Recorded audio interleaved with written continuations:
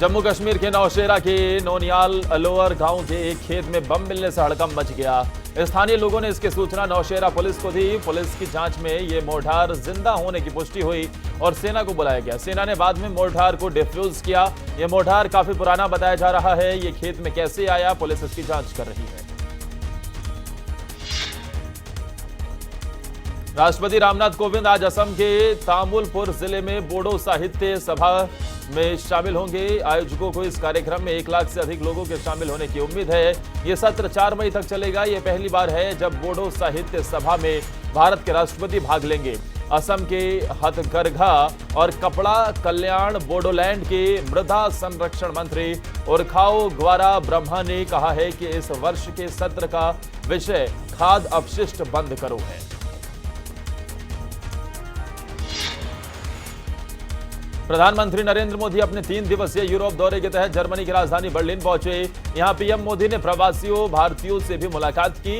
इस दौरान प्रवासी भारतीयों में भी काफी उत्साह देखने को मिला। बता दें कि इसके बाद पीएम मोदी डेनमार्क और फ्रांस जाएंगे। पीएम मोदी फ्रांस में राष्ट्रपति पद का चुनाव जीते इमैनुअल मैक्रों से मुलाकात करेंगे। पीएम मोदी कुल 65 घंटे की अपनी यात्रा में 25 मीटिंग करेंगे।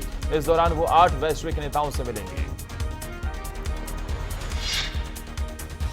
कर्ज में डूबे दिल्ली के रायसीना बंगाली स्कूल की जिम्मेदारी दिल्ली सरकार लेगी।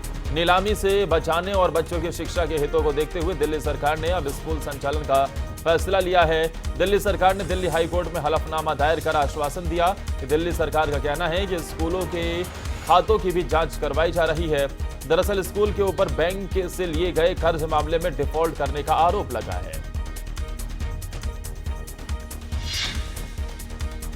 उत्तरी दिल्ली की भलसवा लैंडफिल साइट पर पिछले 6 दिनों से आग लगने से आसपास के इलाकों में रहने वाले लोगों को काफी परेशानियों का सामना करना पड़ रहा है। उनका जीवन अस्त व्यस्त हो गया है। करीब 17 मंजिला ऊंचे कूड़ा घर के आसपास रहने वाले ज्यादातर लोग कबाड़ कारोबारी हैं। एक और जहां उनमें से कई अपनी दैनिक मजदूरी कमाने के लिए आग के बीच अपनी जान जोखिम में डाल रहे हैं, तो वहीं कई अन्य काम नहीं कर रहे हैं क्योंकि वो धुएं के कारण स्वास्थ्य संबंधी समस्याओं से पीड़ित हैं। दरअसल मंगलवार की शाम ये भीषण आग लग गई थी, जिसको बुझाने के लगातार प्रयास किए जा रहे हैं।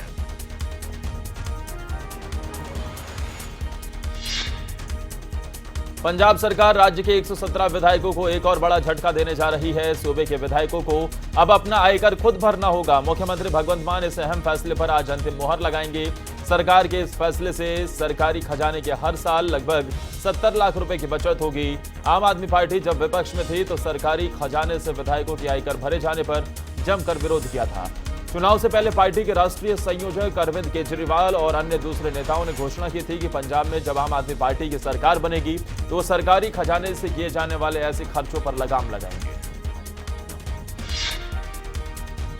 दिल्ली में कोविड-19 के 1485 नए मामले सामने आए हैं। पॉजिटिविटी रेट 4.89% दर्ज की गई है।